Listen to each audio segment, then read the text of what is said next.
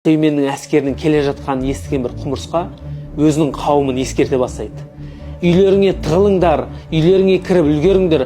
Сүлеймен және оның әскері сендерді байқаусызда таптап, жаншып сындырып кетпесін дейді. Дүрілдеп келе жатқан әскердің ішінен Сүлеймен пайғамбар құмырсқаның дауысын естіп қояды ғой. Сөйтіп бірден жымиып: "Я Раббым, сенің маған берген нығметіңе шүкір етуіме жәрдем берші маған. Менің әке-шешеме шүкірлік етіп, алғыс етуіме және олардың шүкірлік етуіне жәрдем берші. Маған салихалы және сен разы болатын істі істеуге жәрдем берші. Я Раббым, мені өзіңнің мейіріміңе кіргізші. Сенің салихалы ізгі құлдарыңның қатарына қосшы" деп дұға етеді ғой. Бұл қысқа оқиғадан не түсінеміз? Біріншіден, Сүлеймен пайғамбар өте шүкіршіл болған. Қараңызшы, өте үлкен нығмет қой беріліп тұрған.